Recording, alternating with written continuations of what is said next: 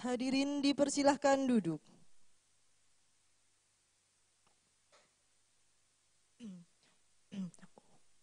Ujian terbuka promosi doktor program studi S3 Ilmu Hukum Fakultas Hukum Universitas 11 Maret Saudara Priyo Dwi Atmanto dibuka oleh Ketua Dewan Penguji. Dengan mengucap Bismillahirrahmanirrahim, ujian terbuka promosi Doktor Program Studi S3 Ilmu Hukum Fakultas Hukum UNS atas nama Saudara Priyo Dwi Atmanto, Selasa 19 September 2023, secara resmi kami nyatakan dibuka.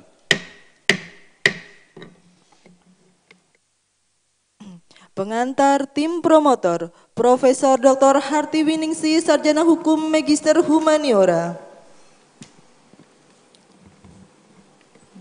Bismillahirrahmanirrahim. Assalamualaikum warahmatullahi wabarakatuh. Selamat pagi dan salam sejahtera untuk kita semua. Yang saya hormati seluruh Dewan Penguji, yang saya hormati tamu undangan, dan yang berbahagia Saudara Promovendus. Pada pagi hari ini, saya selaku ko-promotor, kemudian Ibu Profesor I Gusti Ayu Ketut Rahmi Handayani selaku promotor, dan juga Profesor Lego Karjoko selaku ko-promotor, akan menghadapkan Saudara Priyo Dwi Atmanto dalam ujian sidang terbuka.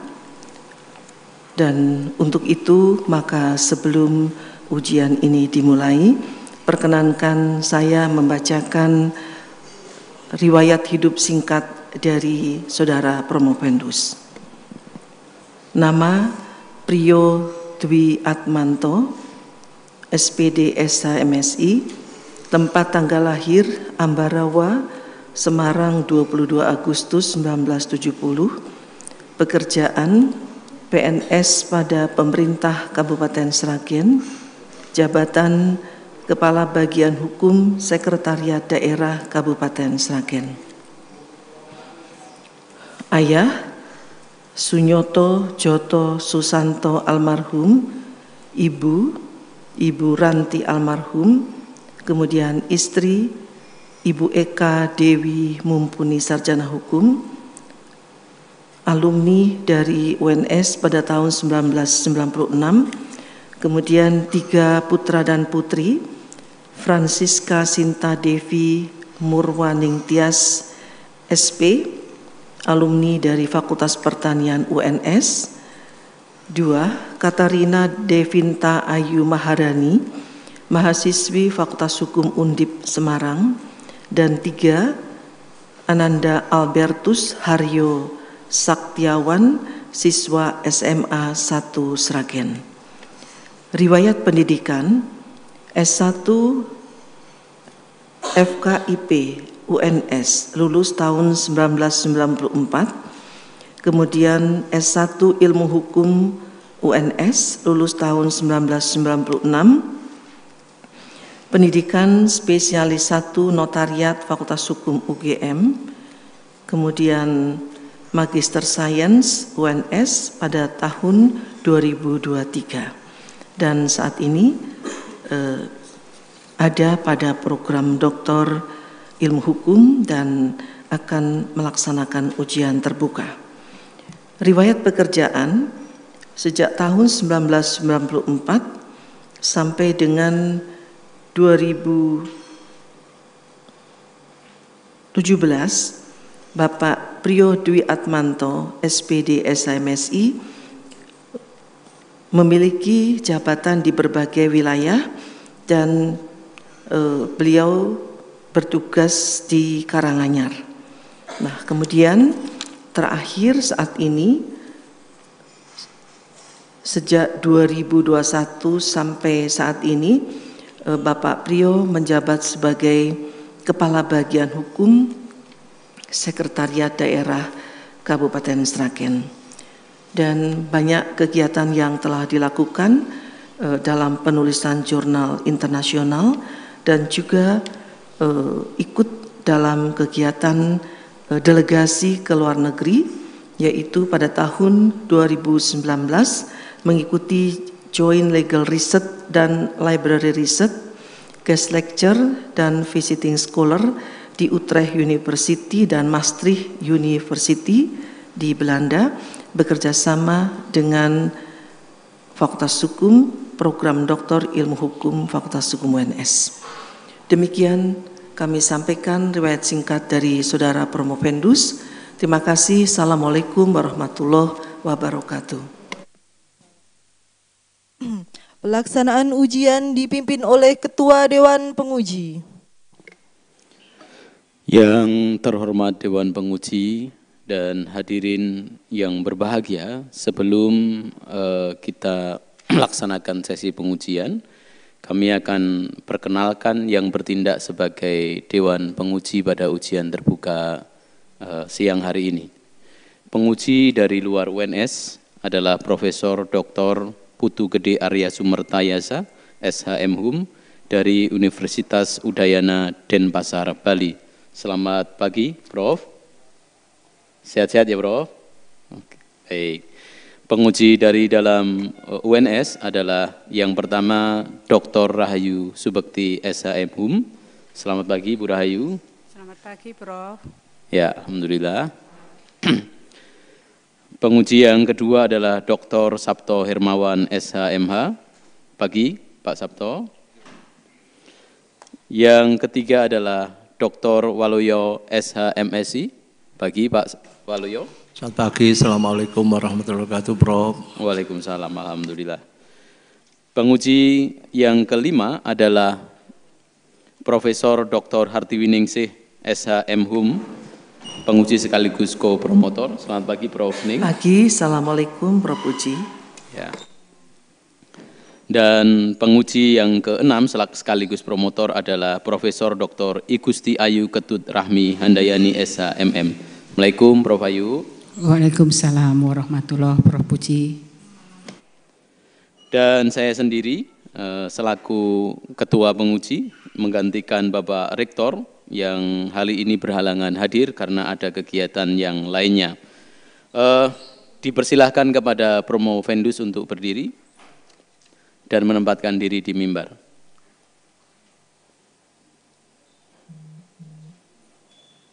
Baik. Saudara dalam keadaan sehat? Sehat, Prof. Siap untuk diuji? Siap, Prof. Semalam tidur jam berapa, Pak? Jam 11, Prof. Wah ya, semoga belajarnya hari ini bermanfaat. Ya. Amin. Ya. Dipersilahkan kepada Saudara Promovendus untuk berdoa terlebih dahulu.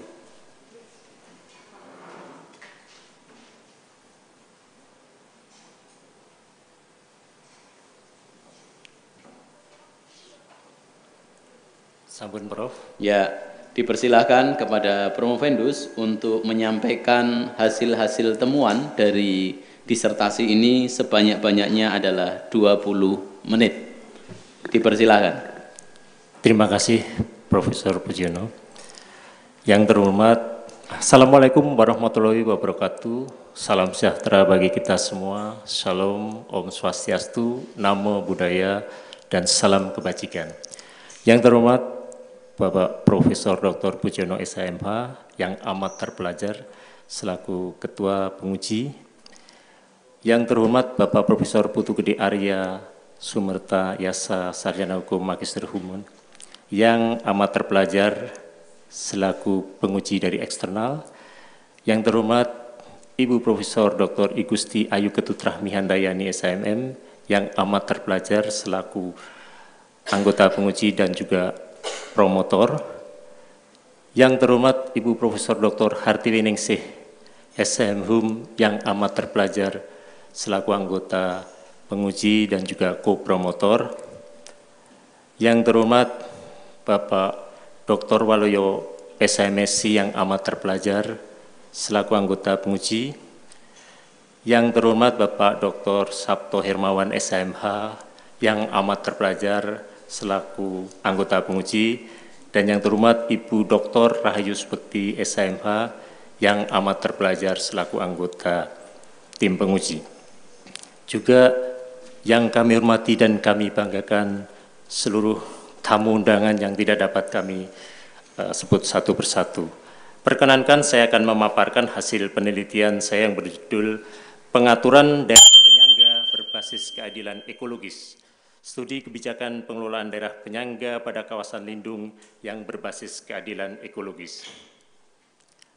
Latar belakang dari penelitian adalah bahwa sumber daya alam merupakan anugerah Tuhan Yang Maha Esa untuk dikelola secara lestari guna kemanfaatan bagi kesejahteraan seluruh rakyat Indonesia. Sumber daya alam harus dikelola dengan bijak agar lestari dan tidak mengalami kemerosotan fungsi. Kenyataan di lapangan bahwa kawasan lindung atau kawasan konservasi saat ini mengalami berbagai tekanan yang luar biasa, yaitu banyaknya perambahan hutan, pencurian kayu, dan sebagainya. Perlu model pengaturan pengelolaan daerah penyangga pada kawasan tersebut, baik secara fisik maupun sosial. Daerah penyangga merupakan wilayah yang membentengi kawasan lindung, baik secara fisik maupun sosial, guna kelestarian dan pemberdayaan masyarakat. Next.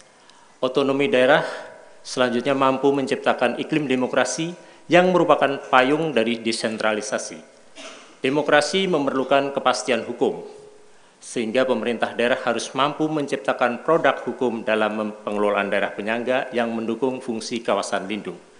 Kemudian butuh dukungan peran serta masyarakat, baik individu, swasta, BUMN, koperasi maupun NGO, LSM untuk ikut serta memperkuat pengelolaan kawasan lindung. Masih terdapat perbedaan persepsi antara pemerintah pusat dengan pemerintah daerah. Kemudian masih adanya tumpang tindih aturan dan masyarakat sekitar kawasan lindung masih tergantung kepada ekosistem. Permasalahan yang dapat kami kemukakan adalah bagaimanakah pengaturan tentang pengelolaan daerah penyangga di Indonesia. Kemudian yang kedua, apakah kendala dan hambatan yang dihadapi oleh pemerintah dan masyarakat dalam pengelolaan kawasan lindung, khususnya dalam pengelolaan daerah penyangga. Yang ketiga, bagaimanakah model pengaturan pengelolaan daerah penyangga dalam mendukung fungsi kawasan lindung di Indonesia agar lestari. Tujuan penelitian adalah untuk menganalisis urgensi peran pemerintah daerah dan masyarakat dalam pengelolaan daerah penyangga pada kawasan lindung saat ini. Yang kedua, untuk mengetahui kendala yang dihadapi oleh pemerintah daerah maupun masyarakat dalam mengelola daerah penyangga terkait implementasinya terhadap pengelolaan daerah penyangga pada kawasan lindung. Yang ketiga, untuk menyusun model pengaturan pengelolaan daerah penyangga yang berbasis keadilan ekologis dalam mendukung fungsi kawasan lindung di Indonesia. Manfaat penelitian, bahwa penelitian ini akan memberikan kontribusi teoritis mengenai model pengaturan daerah penyangga berbasis keadilan ekologis. Yang kedua, berguna bagi pemerintah daerah dan masyarakat akan pentingnya daerah penyangga guna menjaga lingkungan tempat tinggalnya serta wilayah daerah agar terhindar dari bencana dan melindungi plasma nuspah serta menciptakan keadilan ekologis. Tujuan dari penetapan daerah penyangga antara lain adalah penyelamatan potensi kawasan, pembinaan hubungan tradisional antara masyarakat dengan alamnya, kemudian perlindungan terhadap masyarakat, pertanian, perkebunan, perikanan, dan seterusnya, kemudian peningkatan produktivitas lahan, peningkatan kesadaran dan partisipasi masyarakat, pengembangan jenis kebutuhan pokok, dan pengembangan sistem jasa yang berkaitan dengan pengelolaan kawasan konservasi. Landasan teori. Hakikat keadilan adalah penilaian suatu perlakuan atau tindakan, kemudian mengkaji dengan suatu norma yang menurut pandangan subjektif itu adalah melebihi norma-norma lain. Kemudian teori keadilan lingkungan, pergerakan di lapisan masyarakat bawah atau grassroots yang memperjuangkan perlakuan yang sama bagi masyarakat tanpa memandang suku bangsa, budaya, sosial, ekonomi dalam pembangunan dan penegakan hukum, peraturan, dan kebijakan. Teori keadilan menurut Frederick Clements dalam Brian Factor dalam bukunya A Theory of Ecological Justice pada prinsipnya meneladankan sebagai berikut, bahwa perlindungan ekosistem khususnya pada kawasan yang masih utuh dan memiliki spesies target dipertahankan kelestariannya sehingga dapat berfungsi optimal dan terhindar dari ancaman, gangguan, bencana dari gangguan maupun gangguan dari manusia. Sedangkan pendapat Kafet Fandi yang ditulis oleh Prof. I Gusti Ayu dijelaskan bahwa setiap negara memiliki permasalahan lingkungan hidup yang berbeda. Namun secara umum ada permasalahan lingkungan hidup di negara yang sedang berkembang seperti hanya Indonesia memiliki masalah dalam pemanfaatan sumber daya recovery-nya. Di samping itu permasalahan lain adalah pemanfaatan lingkungan yang melebihi daya dukung. Keadilan ekologis dapat diartikan merupakan keadilan sosial yang menempatkan keberlanjutan lingkungan sebagai titik utama. Keadilan ekologis tidak lepas dari adanya keberlanjutan sustainable untuk generasi sekarang dan yang akan datang. Konsep pembangunan berkelanjutan merupakan upaya untuk memperoleh keadilan yang merata bagi generasi sekarang dan generasi mendatang. Penguatan pemerintah di era otonomi adalah Undang-Undang 23 2014 bagaimana telah diubah terakhir dengan Undang-Undang 6 2023 tentang penetapan Perpu 2 tahun 2022 tentang Cipta Kerja menjadi undang-undang. Mengamanatkan peran pemerintah daerah terutama kabupaten kota untuk menata kebijakan pengelolaan kawasan lindung adalah dengan menyusun peraturan daerah tentang RT/RW. Selain daripada itu, kepala daerah perlu menyusun peraturan daerah tentang daerah penyangga. Peraturan daerah adalah produk politik di daerah, sehingga dengan adanya perda tersebut dilengkapi adanya anggaran belanja atau APBD untuk mendukung pengelolaan daerah penyangga. Masyarakat di sekitar daerah penyangga juga dipacu untuk mendukung keberadaan daerah penyangga sehingga terintegrasi antara pusat, daerah, dan masyarakat. Kebijakan untuk melengkapi dan menyempurnakan peraturan yang telah ada sebagaimana pengaturan di tingkat tapak, misalkan perda yang mengatur masalah perlindungan dan penguatan daerah penyangga yaitu perda-perda daerah penyangga yang rohnya adalah keadilan ekologis dengan pendekatan kolaboratif government regime sehingga semua pihak merasa ikut terbangun dengan prinsip gotong royong, maka semua merasa diikutkan sehingga ada 3 prinsip yaitu co-ownership bahwa semua pihak merasa memiliki kawasan lindung. Yang kedua adalah co-management bahwa terjadi kolaborasi kebersamaan pengelolaan kawasan, dan yang ketiga adalah co-responsibility merasa bertanggung jawab. 3 hal tersebut menyatu menjadi satu yaitu pengelolaan gotong royong sebagaimana prinsip dasar negara kita gotong royong sehingga ada pilihan-pilihan dalam pengelolaan.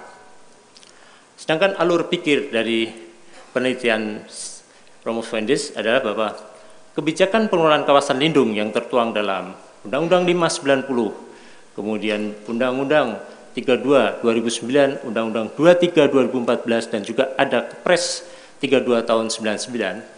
Kawasan lindung yang berupa kawasan suaka alam, kawasan pelestarian alam, hutan lindung, dan sebagainya, dan juga lahan basah misalnya, ini tidak optimal di dalam pengelolaan.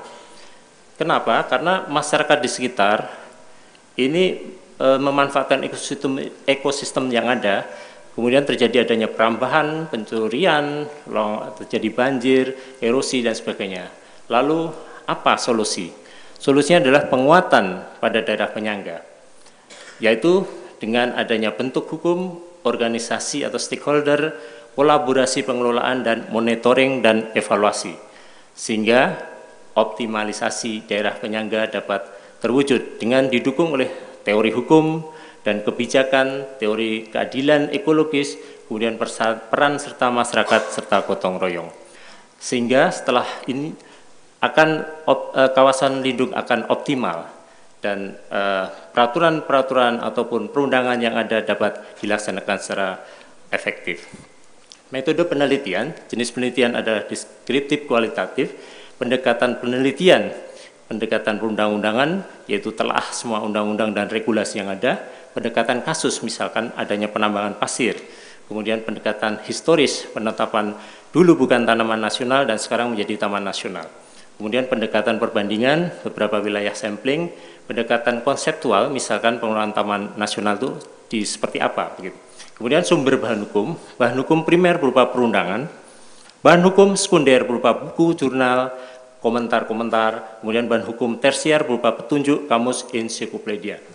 Kemudian pengumpulan dan pengolahan bahan hukum berupa dokumenter, pengolahan bahan hukum dengan cara editing, kemudian metode analisis bahan hukum yaitu dengan jenis penelitian hukum normatif berupa metode deduktif, premis mayor itu teori keadilan ekologis, teori kolaboratif government regime, sedangkan premis minor adalah persoalan tentang keadilan distributif di antara makhluk-makhluk. Banyak permasalahan yang menyangkut ekosistem, antara lain menyangkut faktor-faktor biotis, abiotis, dan culture. Kesenjangan antara kenyataan dan seharusnya, walaupun sudah ada aturan yang mengatur dan diharapkan kawasan lindung akan lestari dan akan terjadi kesinambungan di dalam proses pemanfaatannya. Hasil penelitian bahwa pengaturan pengelolaan daerah penyangga sampai saat ini belum dilaksanakan dalam tataran policy level, institutional level, dan operational level. Undang-Undang 590 tentang konservasi sumber daya alam hayati dan ekosistemnya terbukti belum tersusunnya beberapa RPP. Ada 3 RPP yang menjadi PR, adalah RPP tentang perlindungan sistem penyangga kehidupan, RPP tentang cagar biosfer, dan RPP tentang peran serta masyarakat.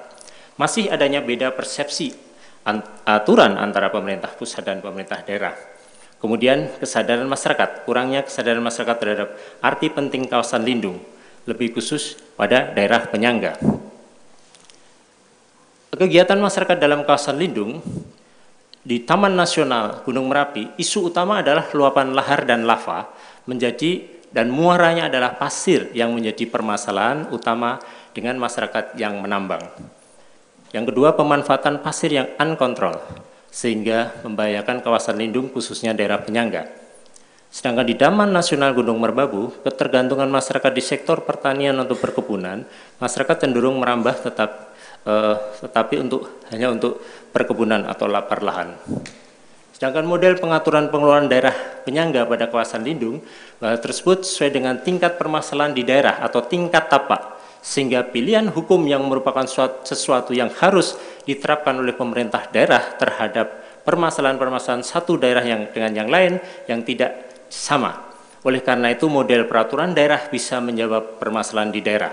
Model pengaturan yang ideal untuk pengelolaan daerah penyangga agar implementasi yang bisa diterapkan adalah model kolaboratif government regime yang intinya adalah adanya komunikasi. Oleh karena itu muatan dalam perda adanya materi tentang komunikasi. Model pengaturan pengelolaan daerah penyangga, raperda yang dapat kita tawarkan dalam substansi ruang lingkup antara lain perencanaan, inventarisasi potensi atau masalah, organisasi, pelaksanaan, pengelolaan, pemanfaatan, pemberdayaan dan peran serta masyarakat, pembiayaan, monitoring dan evaluasi, sanksi dan penutup. Simpulan, pengaturan pengelolaan kawasan lindung khususnya daerah penyangga belum ada pengaturan baik pada tataran policy level, institutional level maupun operational level. Dasar perintah Undang-Undang Nomor 5 Tahun 90 tentang konservasi sumber daya alam hayati dan ekosistemnya. Karena pelaksanaan Undang-Undang 590 tersebut hingga saat ini belum dilaksanakan, yaitu PP belum dibuat menyebabkan adanya rantai terputus pengaturan, yaitu RPP tentang perlindungan sistem penyangga kehidupan, RPP tentang cagar biosfer, dan RPP tentang peran serta masyarakat. Yang kedua, masih terdapat perbedaan persepsi antara pemerintah pusat dengan pemerintah daerah yang mengakibatkan tidak terbangunnya pengelolaan daerah penyangga. Adanya pilihan-pilihan hukum atau choice of law sesuai dengan site specific. Yang ketiga, model pengaturan pengelolaan daerah penyangga berbasis keadilan ekologis dengan memperhatikan permasalahan di tingkat tapak atau site specific. Implikasi. Yang pertama, untuk membangun sistem pengelolaan daerah penyangga pada kawasan lindung guna penguatan pengelolaan kawasan konservasi dari sisi kebijakan. Yang kedua, secara sosiologis, yaitu mendorong masyarakat untuk peduli terhadap pengelolaan daerah penyangga serta pemahaman arti penting fungsi kawasan lindung bagi keberlanjutan pembangunan atau pemanfaatan sumber daya alam lestari. Yang ketiga, jika model akan diterapkan, maka dari sisi struktur sistem hukumnya, yaitu mendorong pemerintah daerah untuk segera menyusun produk-produk hukum tentang pengelolaan daerah penyangga. Terakhir, pesan dari kami adalah mari kita jaga kelestarian ekosistem demi generasi anak cucu kita. Salam lestari. Terima kasih. Demikian Prof. Paparan dari kami. Baik, terima kasih Pak Priyo Dwi Atmanto. Bapak Ibu, selanjutnya adalah tanya jawab, masukan dan sanggahan dari Dewan Penguji. Perlu kami sampaikan, masing-masing penguji diberikan waktu untuk bertanya, menyampaikan sanggahan atau masukan, masing-masing diberikan waktu hanya 5 menit. Kecuali penguji dari luar, karena jauh dari Bali, Prof. Putu kita berikan waktu 10 menit, Prof. Baik, semoga cukup ya, Prof. Untuk mengawali dipersilahkan kepada Prof. Putu, waktu dan tempat dipersilahkan. Terima kasih. Yang saya hormati, yang sangat terpelajar, Bapak Ketua Dewan Penguji, Profesor Dr. Puji Yono SMH, kemudian dari tim promotor dan kopromotor yang sangat terpelajar, Ibu Profesor Dr. Gusti Ayu Ketut Rahmini SMM, Ibu Dekan, kemudian dari kopromotor Ibu Profesor Dr. Triwiningsih SAM Home. Berikutnya yang sangat terpelajar pula Bapak Profesor Dr. Teguh Karjoko SMH. Dari sesama penguji yang sangat terpelajar, yang saya hormati pula Bapak Dr. Waluyo SAMSI, kemudian yang sangat terpelajar Ibu Dr. Rahayu Subekti SAMM, terakhir Bapak Dr. Sabto Hermawan SAMH yang saya hormati dan sangat terpelajar. Om Swastiastu, Assalamualaikum warahmatullahi wabarakatuh, salam dan salam kebajikan untuk kita semua, selamat pagi. Yang pertama tentu ucapan selamat kepada Formopendos Bapak Priyo Dwi Atmanto yang hari ini adalah mungkin hari yang paling istimewa atau bersejarah, walaupun punya catatan sejarah pula sebelumnya, dan ini pasti yang catatan sejarah yang terbaru. Sekian lama sudah menunggu kesempatan untuk ujian promosi hari ini. Saya mulai dengan beberapa konfirmasi dari disertasi yang Formopendos sampaikan. Ketika bicara keadilan, terutama keadilan ekologis, tentu itu terkait dengan soal lingkungan. Di situ akan bicara terhadap bagaimana kita melihat konkretnya dari Undang-Undang 32 2009 perlindungan dan pengelolaan lingkungan hidup. Tentu di situ ada ukuran-ukuran yang harus ditegakkan adalah bagaimana menciptakan lingkungan yang lestari. Dan di situ tadi sudah disebutkan tidak boleh ada diskriminasi kepada siapapun yang hidup di Indonesia itu punya hak yang sama tentang lingkungan yang sehat. Di sisi lain ketika bicara kepentingan dan keadilan ekologis tentu berhadapan dengan keadilan ekonomis. Barangkali ini menjadi kontra atau sama-sama punya kepentingan, karena ketika bicara keadilan ekonomis itu adalah keadilan tentang soal hidup. Jadi bagaimana masyarakat yang ada di kawasan penyangga itu bertahan untuk hidup, sementara harus ada perubahan atau pembangunan yang dilakukan di kawasan itu. Jadi tidak mungkinlah pembangunan itu tidak merubah geografis dari tempat masyarakat itu hidup. Nah itu konsep dari pembangunan. Kemudian tadi sudah dijelaskan dicoba untuk mencari solusi apa yang harus dikerjakan ketika dua kepentingan itu dihadapkan.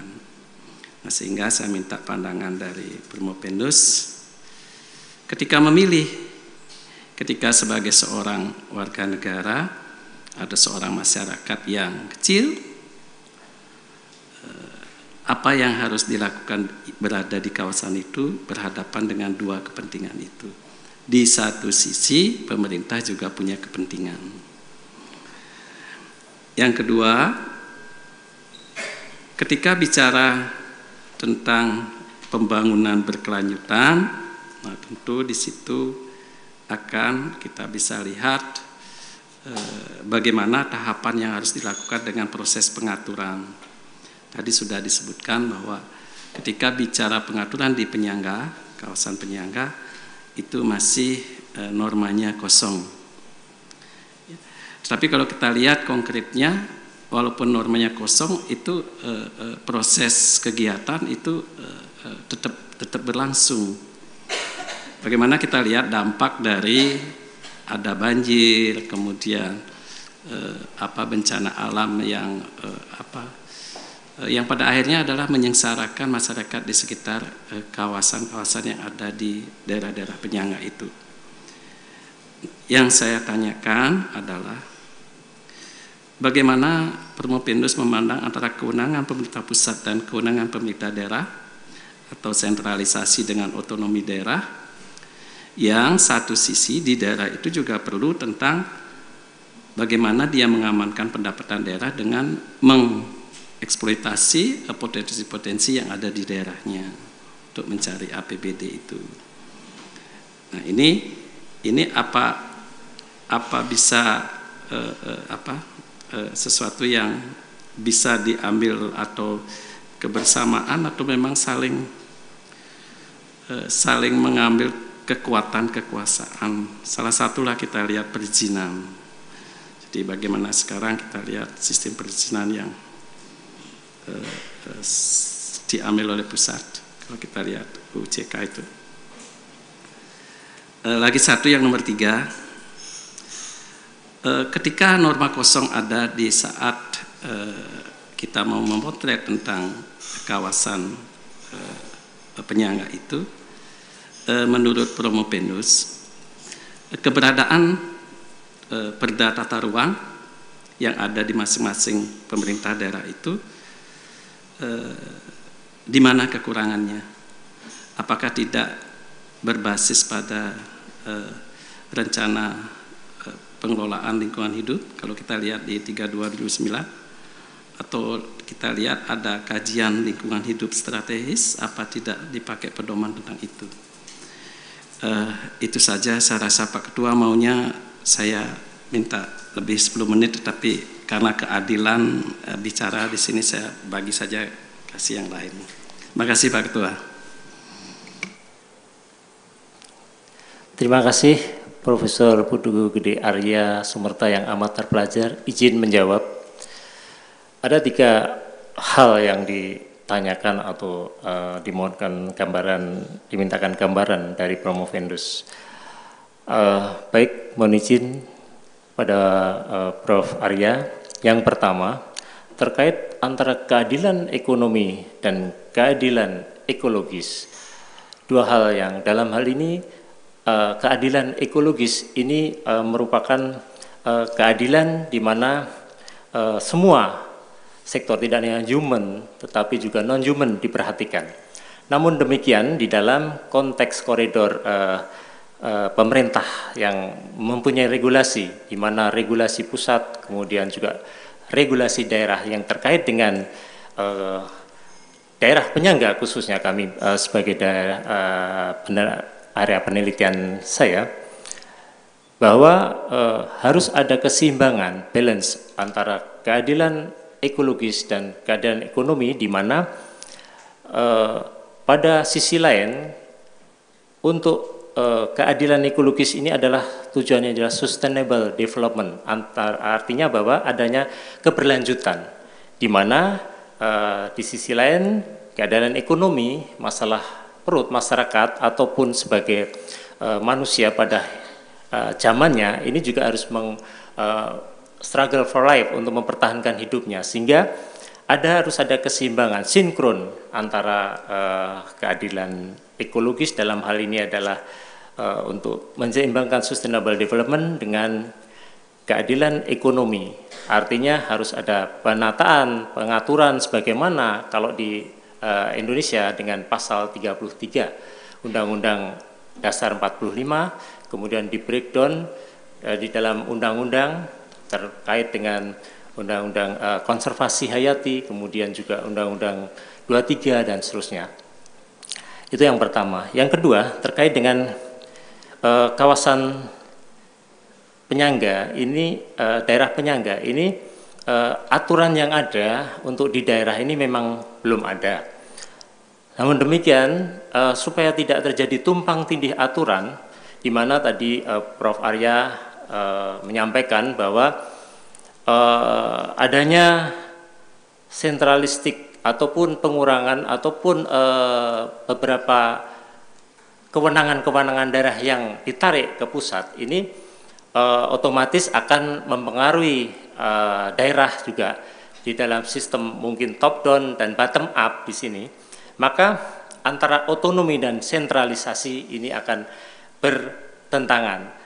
Maka kepentingan atau pemangkasan birokrasi yang sebenarnya itu baik, tetapi harus sebenarnya adalah kolaborasi government regime. Di sini yang kami tawarkan bahwa harus ada keseimbangan antara pemerintah pusat dan pemerintah daerah. Oleh karena itu supaya daerah dapat memberikan suatu kontribusi untuk daerahnya ini, maka perlu ada regulasi-regulasi di tingkat daerah.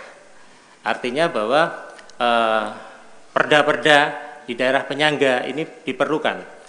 Dan juga terkait dengan tata ruang, bahwa pengaturan di tata ruang untuk pengaturan kajian lingkungan hidup strategis dan sebagainya sudah memang ada, Prof. Tetapi terkait antar lintas kabupaten atau lintas daerah ini kan ditarik ke atas ke provinsi misalkan atau seterusnya. Nah di sini ada kebijakan-kebijakan ataupun regulasi-regulasi yang mungkin ekosektor, artinya bahwa di daerah itu hanya karena dia mempunyai wilayah tetapi tidak mempunyai power untuk mengatur. Nah, ini perlu adanya suatu model atau mungkin nanti revisi terhadap regulasi di tingkat policy level, kemudian institutional level dan operasional level. Itu. Kemudian yang ketiga untuk menciptakan keadilan ekologis dan keadilan ekonomi tadi seperti yang ini perlu sekali kita memperhatikan masyarakat-masyarakat yang ada seperti kasus Empang misalkan. Ini kan sebenarnya akan dibuat suatu kemajuan di dalam wilayah itu, namun tetap memperhatikan masyarakat yang sudah ada, nelayan-nelayan yang sudah ada. Ini pemberdayaannya seperti apa? Nah ini yang perlu dikolaborasikan dalam kolaborasi government regime. Terima kasih, Prof. Ya, terima kasih, cukup. Saya kembalikan dengan Pak Ketua, Prof. Terima kasih, Prof. Putu Gede. Nanti kalau kurang Pak Rio nanti harus berangkat ke Bali. Siap. Ya. Siap. Untuk menyampaikan hasil jawaban yang lebih detail. Berikutnya saya undang penguji dari dalam, Ibu Dr. Rahayu Subekti, dipersilahkan.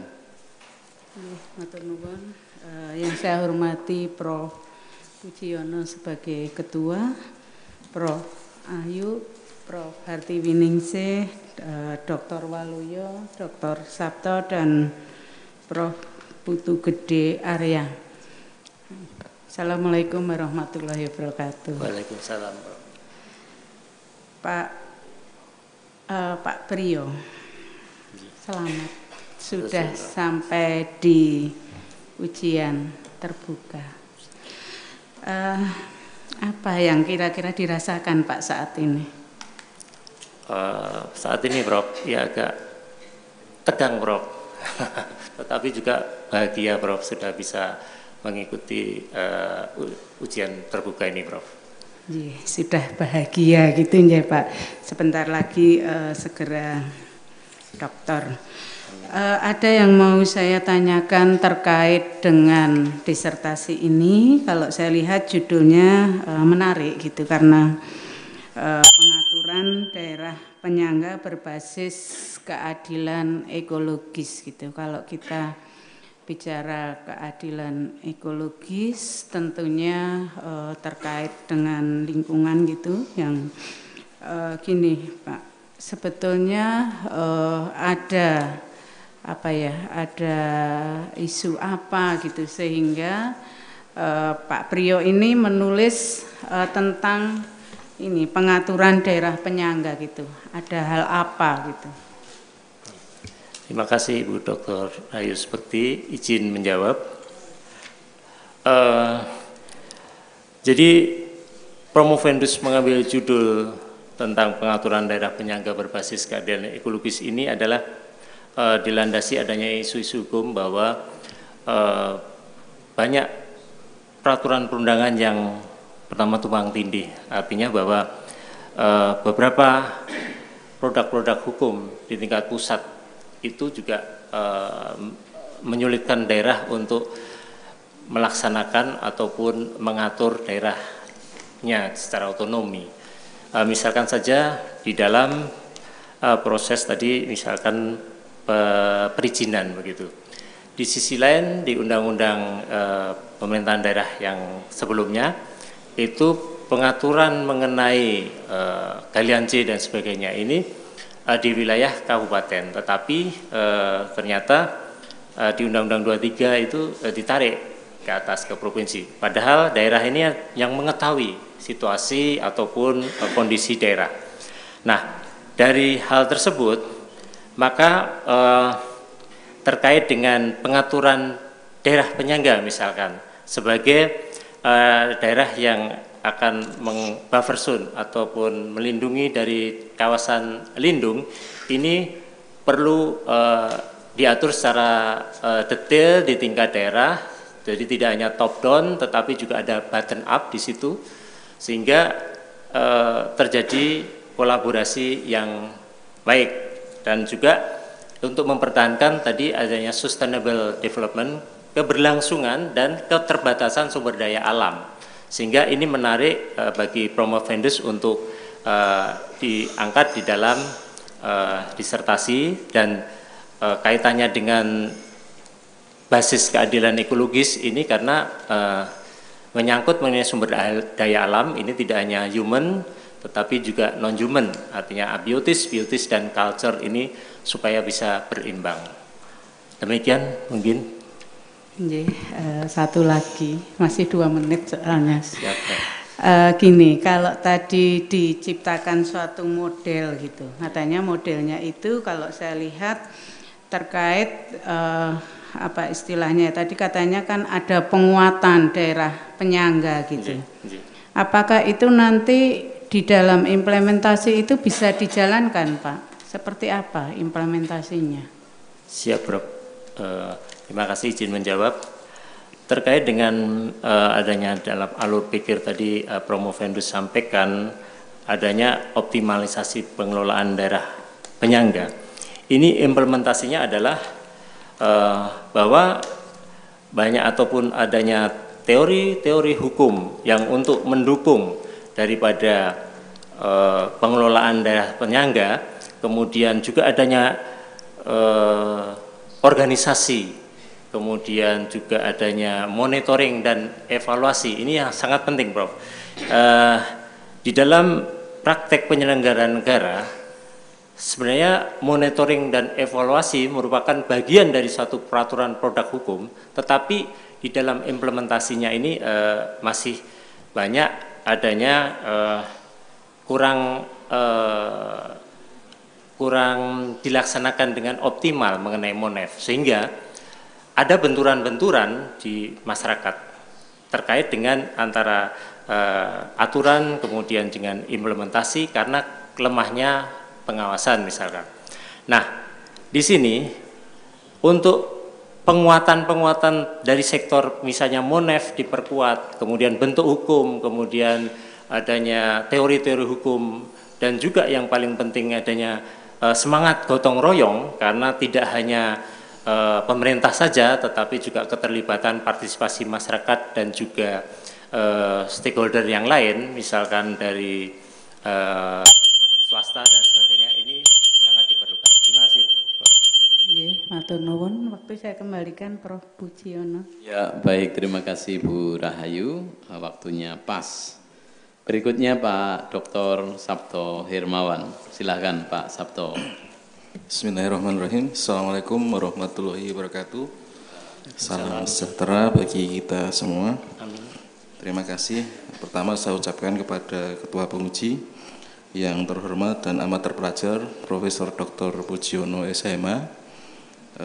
Selanjutnya saya ucapkan juga terima kasih kepada promotor-kopromotor yang terhormat dan amat terpelajar Profesor I Gusti Ketut Ayu Rakmi Handayani SHMM, Prof. Kopromotor yang saya hormati dan amat terpelajar Profesor Dr. Hardiwiningsih SHMU. Selanjutnya saya mengucapkan terima kasih juga kepada para penguji internal yang terhormat dan amat terpelajar Dr. Rahayu Sbukti SHMUM dan Dr. Waluyo SHMSI. Tak lupa saya ucapkan juga terima kasih kepada penguji eksternal yang terhormat dan amat terpelajar Profesor Putu Arya Merta dari Bali, Prof. Selamat juga saya sampaikan kepada Promovendus Bapak Priyo Dwi Atmanto, sudah sampai kepada tahapan saat ini di sela-sela kesibukan yang luar biasa. Alhamdulillah sudah berhasil menyelesaikan disertasi ya Pak. Siap. Jadi sebentar lagi secara ofisial gelar dokter akan tersampang di depan nama Bapak Priyo. Seperti yang disampaikan oleh Mbak Rahayu tadi, perasaannya gimana Pak Priyo hari ini? Sangat bahagia juga, tapi juga tegang, Prof. Ya, untuk mengurangi ketegangan, mungkin saya akan menanyakan satu pertanyaan saja, Siap. Pak Priyo. Pada Promovendus disebutkan bahwa model pengaturan yang ideal untuk pengelolaan daerah penyangga agar implementasinya bisa diterapkan itu menggunakan kolaboratif governance regimes. Mohon kami dijelaskan secara detail apa makna dari model kolaboratif governance regimes di sini. Silahkan, Promovendus. Terima kasih kepada Bapak Dr. Sabto Hermawan yang telah memberikan pertanyaan kepada kami. Izin Promovendus menjawab bahwa teori kolaboratif government regime sebagai penguat daripada disertasi kami untuk keadilan ekologis ini adalah bahwa di dalam penguatan, di dalam implementasi, di dalam pelaksanaan daripada peraturan perundangan ini memerlukan adanya kolaborasi, atau tadi permasalahan-permasalahan yang ada, yang timbul, ini perlu adanya kolaborasi. Nah, kolaborasi government regime ini adalah ada 3 prinsip tadi, Prof. Jadi terkait dengan co-ownership, co-responsibility, dan co-management, di mana masing-masing pihak ini tidak merasa yang paling begitu, tetapi masing-masing pihak mempunyai rasa handarbeni atau rasa memiliki begitu, kemudian kebersamaan di dalam mengelola daripada lingkungan ataupun mengelola daripada sumber daya alam ini, sehingga tidak terjadi adanya konflik of interest dan sebagainya. Tetapi pada intinya adalah perlu adanya komunikasi. Nah, komunikasi antara berbagai pihak. Sebagai contoh, penambangan pasir di Merapi misalkan.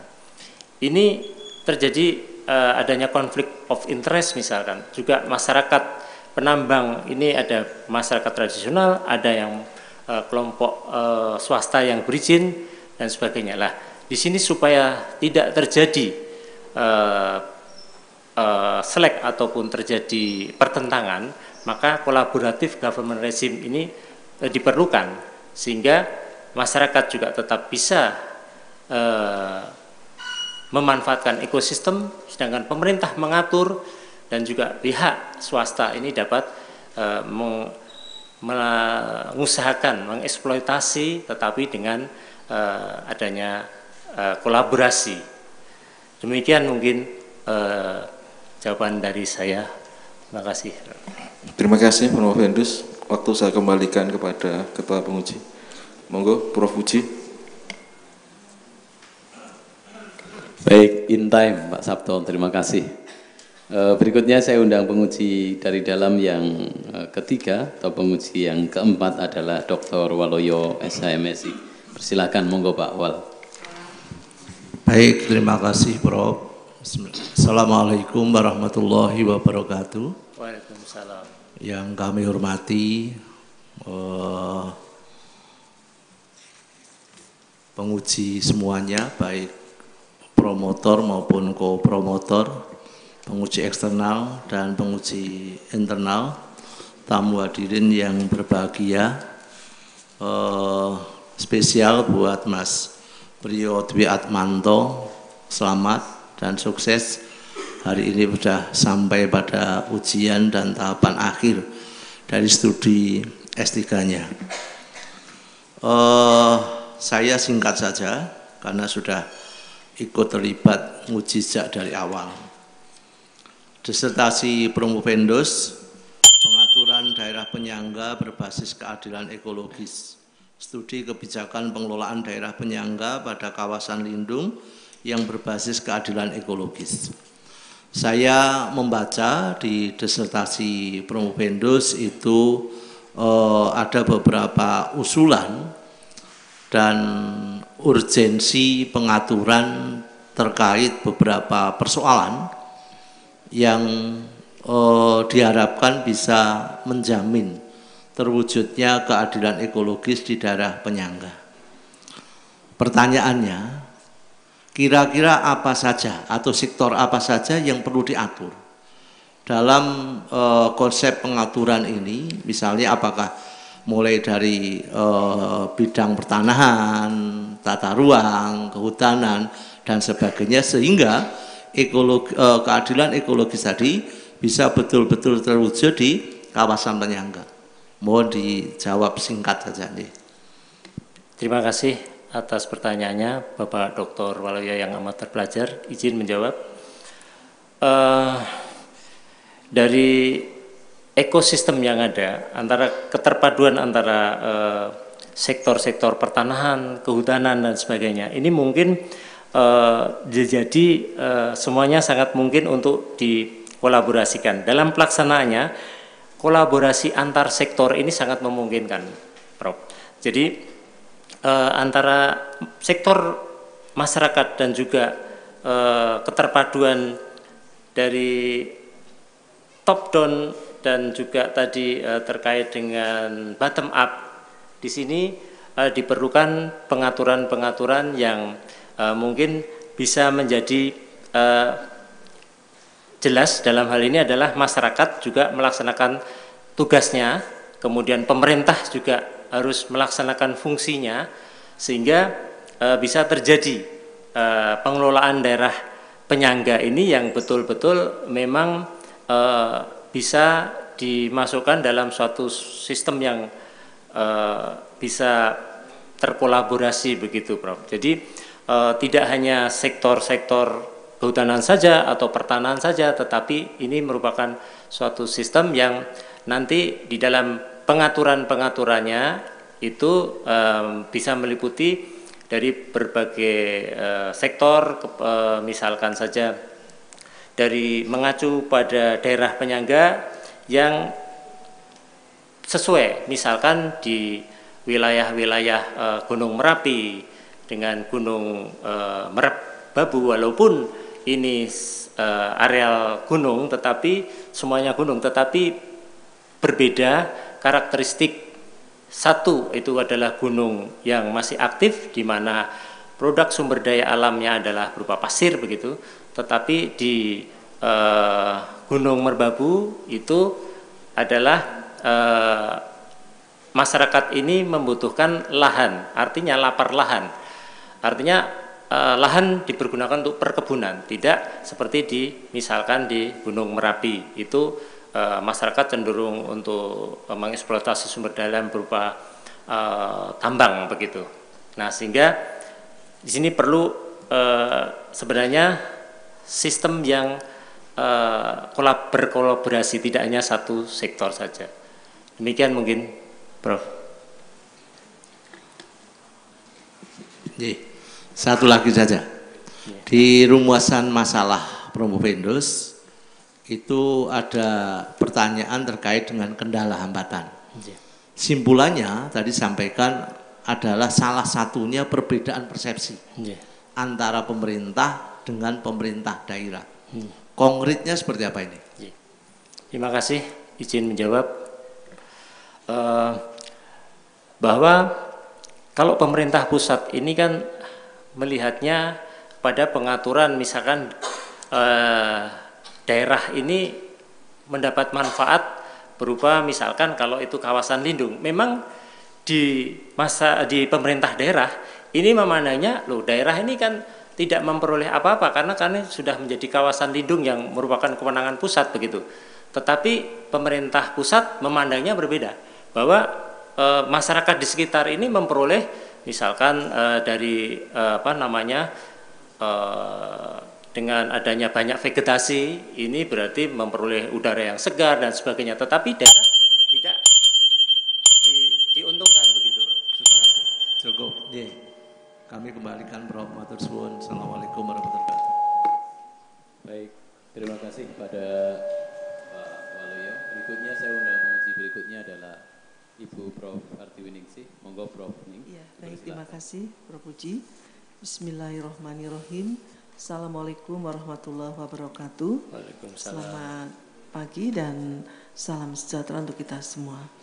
Yang saya hormati seluruh penguji, yang saya muliakan tamu undangan, dan yang berbahagia Saudara Promovendus Bapak Priyo Dwi Atmanto.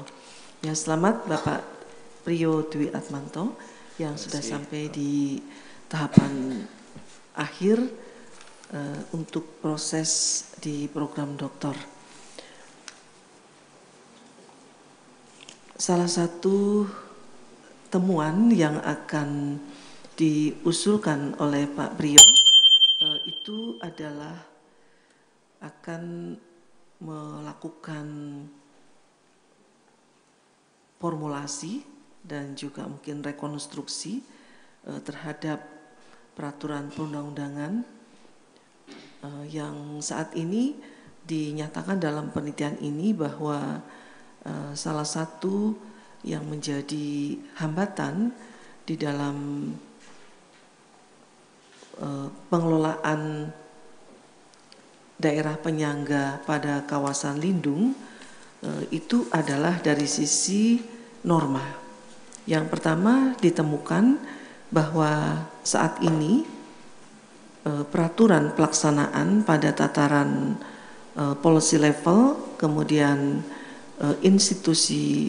institusional level maupun operasional level itu belum dibentuk. Nah, sehingga belum ada pedoman untuk melakukan pengelolaan daerah penyangga pada kawasan lindung.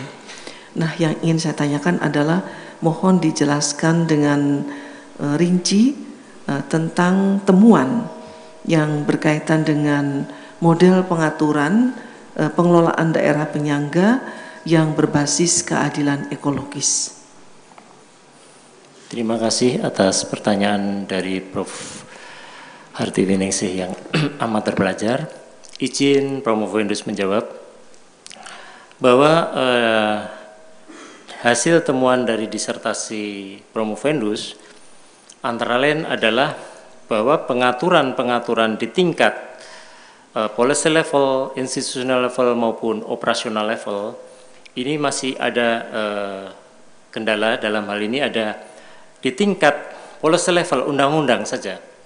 Ini masih ada amanat beberapa PP yang undang-undang contohnya adalah 590, sudah berapa puluh tahun ini. Ini masih menyisakan 3 RPP. Padahal di dalam teori penyusunan perundang-undangan bahwa maksimal 2 tahun peraturan pelaksanaan ini harus dibuat. Namun demikian, sebagai contoh, sebagai bukti bahwa ada 3 RPP yang masih belum dibuat di dalam Undang-Undang 590. Misalkan yang pertama RPP tentang perlindungan sistem penyangga kehidupan. Ini penting sekali terkait dengan nanti ada perda-perda yang Promovendus usulkan untuk bisa disusun. Kemudian RPP tentang cagar biosfer. Dan yang ketiga adalah RPP tentang peran serta masyarakat. Ini sangat penting sekali peran serta masyarakat di dalam pelaksanaan dari Undang-Undang Konservasi Sumber Daya Alam Hayati dan Ekosistemnya. Namun PP-nya belum disusun, sehingga di daerah khususnya ini sangat kesulitan di dalam akan mengelola potensi-potensi yang ada di daerah yang bersinggungan atau berbatasan dengan kawasan lindung.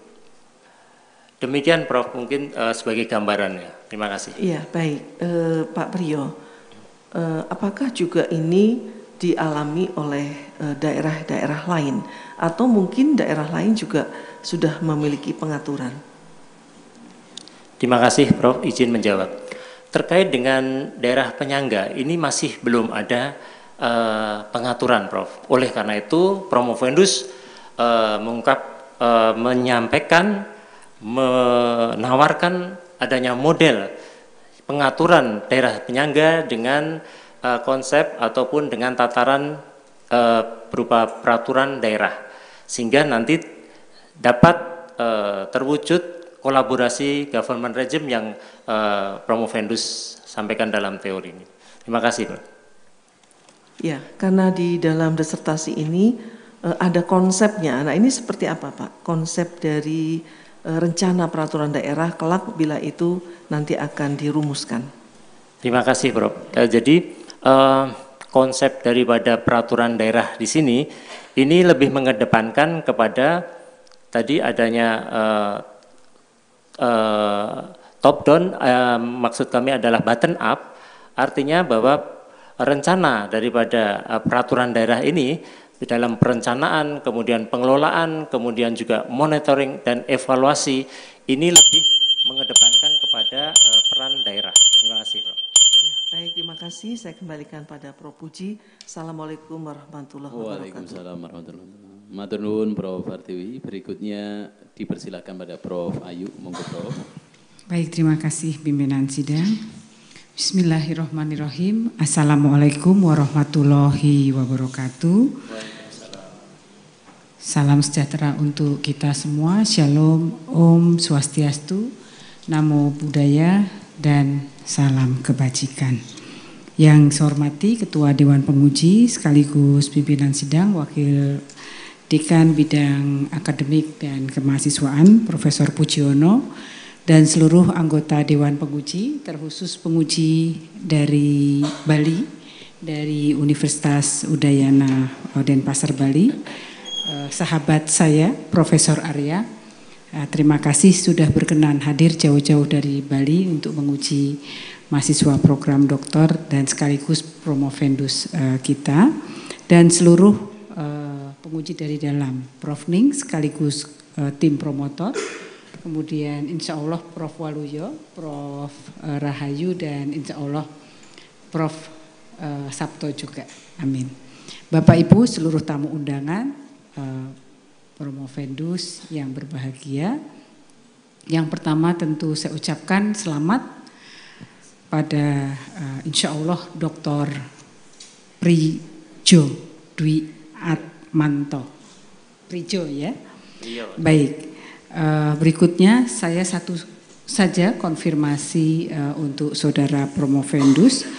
Menarik apa yang Saudara tulis dalam disertasi ini terkait dengan daerah penyangga atau buffer zone ya. Dalam disertasi Saudara ya, saudara mengemukakan atau membangun satu model pengaturan buffer zone atau daerah penyangga berbasis ecological justice.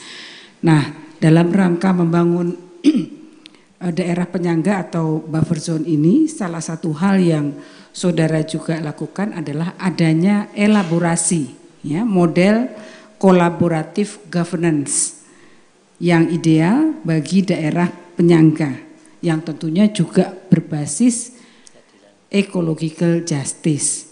Nah, saya ingin mendalami konsep ini ya pada sidang yang sangat mulia ini. Silakan, Saudara Promovendus. Terima kasih, izin menjawab, Prof. Prof. Ayu yang amat terpelajar. Jadi di dalam hasil penelitian ataupun judul penelitian Promovendus yang terkait dengan keadilan ekologis dan juga mengelaborasi dengan collaborative governance regime, ini adalah suatu jalan tengah ataupun merupakan suatu terobosan terkait dengan bagaimana mengelola antara sustainable development dengan kemanfaatan maupun keterbatasan daripada sumber daya alam. Oleh karena itu, kebijakan-kebijakan dan untuk melengkapi maupun menyempurnakan daripada peraturan-peraturan yang ada, ini perlu adanya pengaturan-pengaturan di tingkat tapak, khususnya sebagai site spesifik daerah.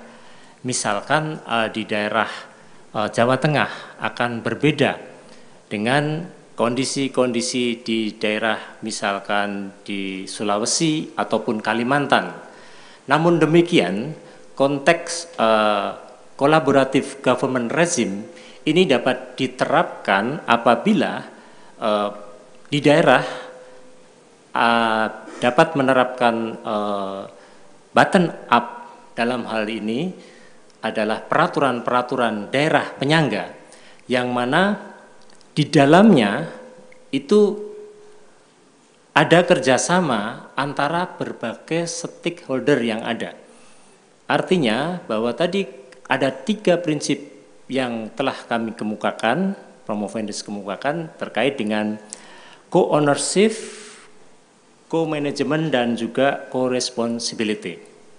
Nah, 3 hal ini menjadi satu dalam pengelolaan konsep gotong royong sebagaimana kalau kita sandingkan lagi dengan konsep keadilan di dalam Pancasila, ini juga lebih tepat lagi, Prof. Artinya konsep gotong royong ada di dalam Pancasila, di mana tidak hanya keadilan sosial saja, dalam hal ini konteks adalah konteks human, tetapi juga non-human. Namun demikian bahwa collaborative government regime ini mengkolaborasikan tadi bahwa pemerintah sebagai yang memiliki kebijakan yang mengatur ini juga akan menggandeng daerah-daerah yang ataupun masyarakat, sehingga peran daripada ketiga stakeholder ini sangat diperlukan. Jadi tidak hanya ego sektor atau top down saja, tetapi juga adanya bottom up. Ini yang jalan yang terbaik, di mana teori dari Emerson dan Nabaji ini sangat tepat jika diterapkan di dalam konteks apalagi di dalam pemerintahan daerah, supaya nanti ada peran yang lebih besar atau peran yang lebih sinergi antara pemerintah pusat dengan pemerintah daerah. Demikian, Prof. Jawaban dari kami. Terima kasih. Baik. Sedikit saja Pak Priyo, Saudara Promovendus. Artinya tadi Promovendus sampaikan bahwa satu daerah akan berbeda ya penanganannya atau kolaboratif governance-nya. Misalnya tadi Jawa Tengah, Jawa Timur, Sulawesi. Nah, sehingga local wisdom ini menjadi hal yang juga diprioritaskan. Baik, sekali lagi selamat saya kembalikan kepada Ketua Dewan Penguji. Assalamualaikum warahmatullahi wabarakatuh. Waalaikumsalam warahmatullahi wabarakatuh. Baik, terima kasih semua penguji sudah menggunakan haknya untuk bertanya, menanggapi dari tulisan yang disampaikan oleh Pak Priyo Dwi Atmanto. Selanjutnya saya memberikan bonus kepada Pak Priyo dengan tidak bertanya. Saya ucapkan selamat, saya kembalikan kepada pembawa acara.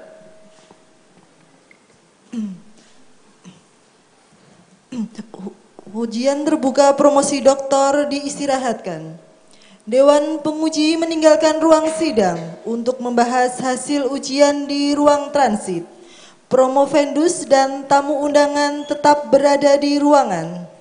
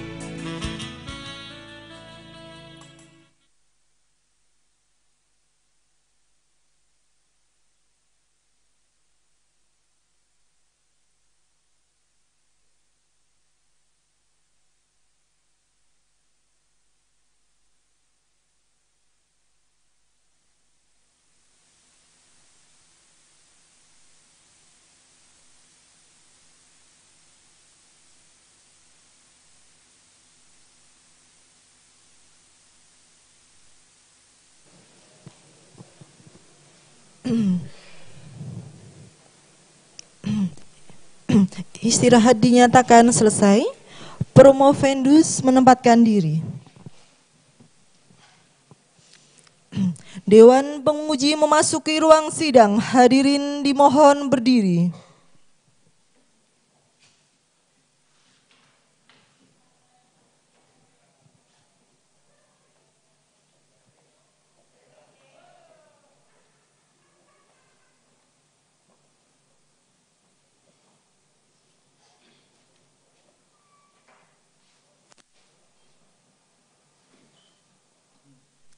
Hadirin dimohon duduk.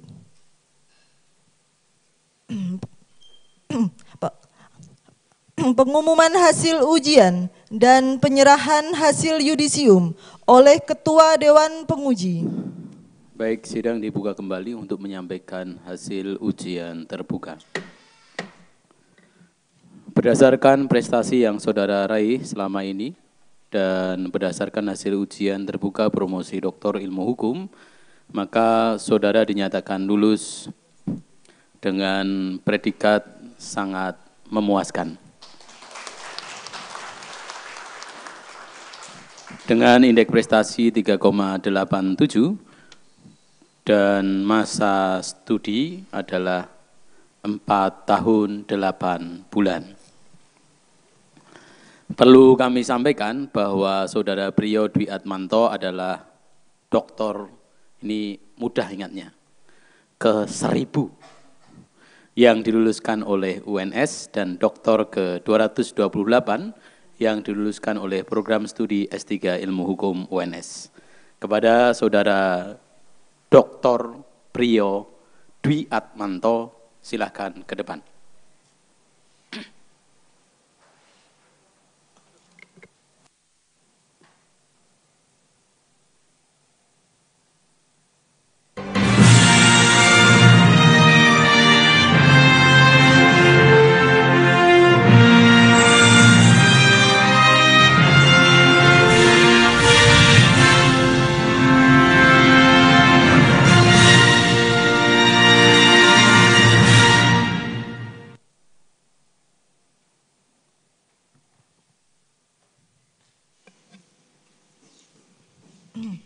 Pesan promotor, Profesor Dr. I Gusti Ayu Ketut Rahmi Handayani, Sarjana Hukum Magister Manajemen. Baik, bismillahirrahmanirrahim. Assalamualaikum warahmatullahi wabarakatuh. Salam sejahtera untuk kita semua, Om Swastiastu, Namo Buddhaya, dan salam kebajikan.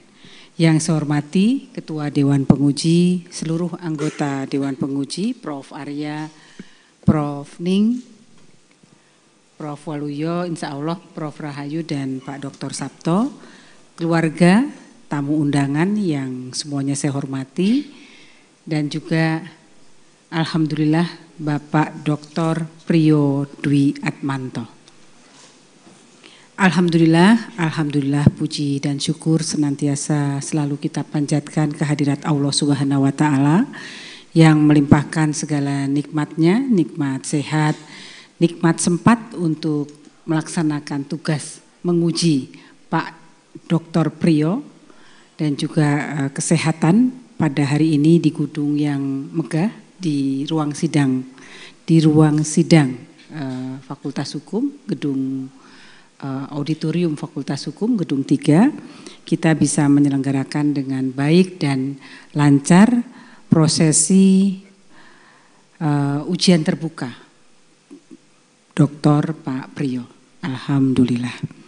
Tentu yang pertama saya atas nama pribadi dan juga tim promotor bersama Profesor Hartiwiningsih dan Profesor Lego Karjoko yang saat ini ada tugas luar. Kami bersyukur bisa menghasilkan satu doktor lagi, alhamdulillah. Dan tentunya saya ucapkan terima kasih kepada seluruh Dewan Penguji yang tadi telah menguji Pak Priyo, yang telah sepakat menyatakan lulus pada saudara pada sidang yang sangat mulia pada pagi hingga siang hari ini.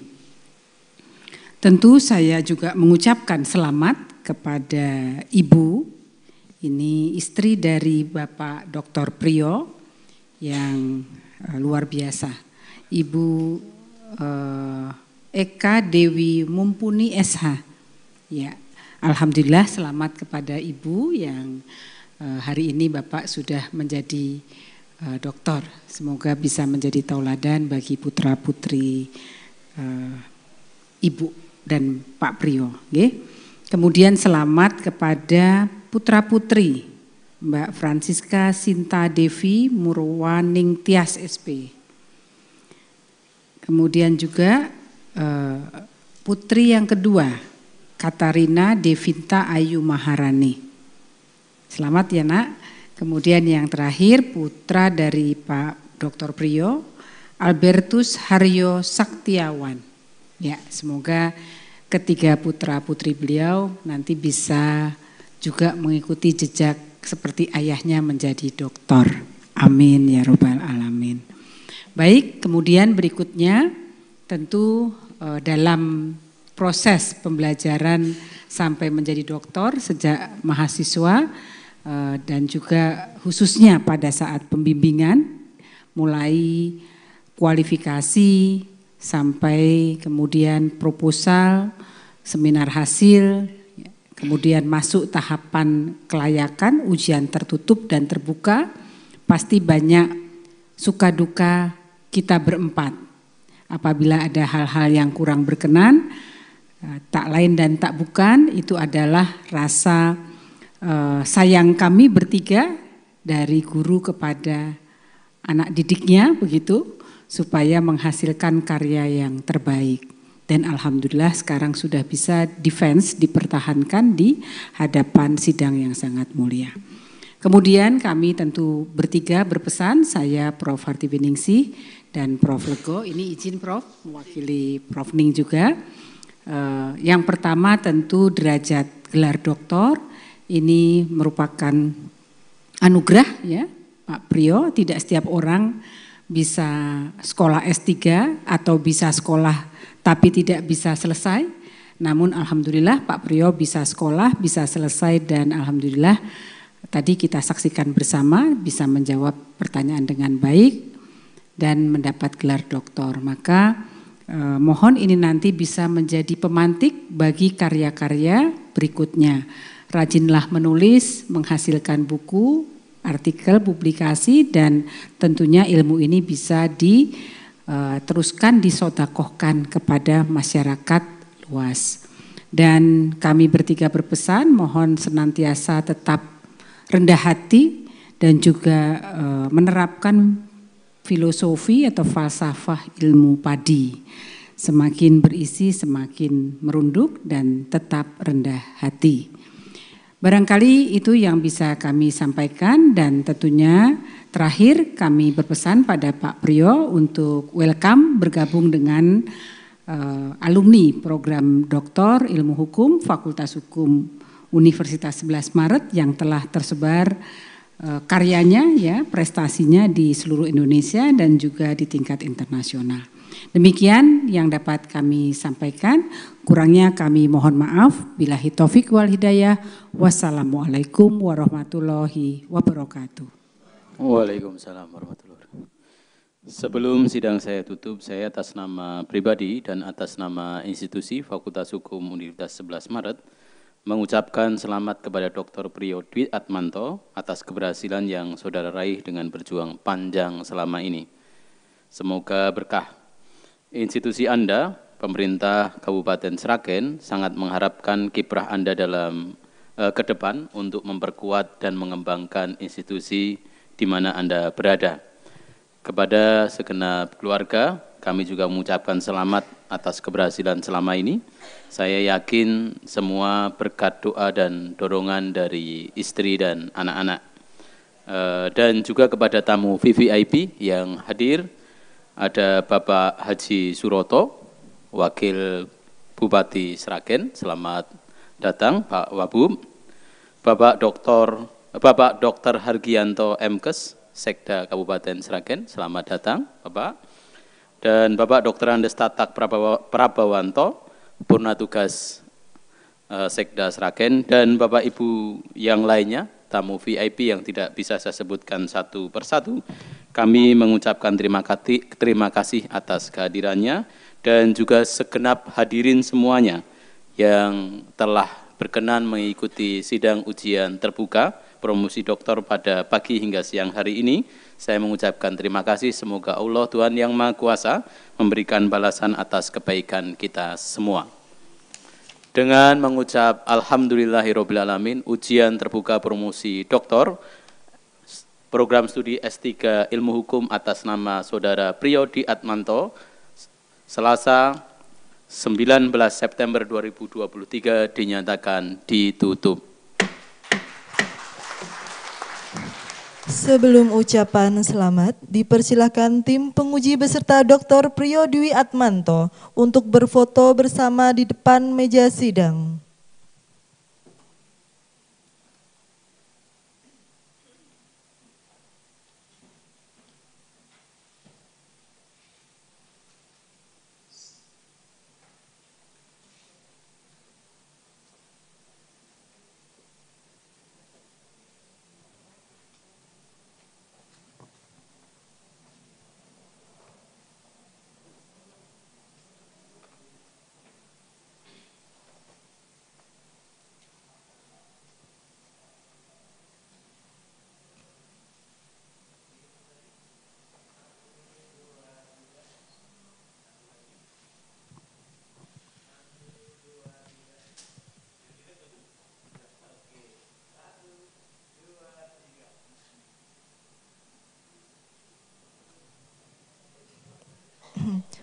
Untuk selanjutnya, dipersilakan Dr. Priyo Dwi Atmanto beserta keluarga dimohon menempatkan diri untuk menerima ucapan selamat. Ucapan selamat diawali oleh tim penguji dan tamu undangan. Hadirin yang kami hormati, dengan selesainya ucapan selamat, maka selesailah seluruh rangkaian ujian terbuka promosi doktor program studi S3 Ilmu Hukum Fakultas Hukum Universitas 11 Maret, Saudara Priyo Dwi Atmanto. Sekian atas nama panitia kami mengucapkan terima kasih. Wassalamualaikum warahmatullahi wabarakatuh.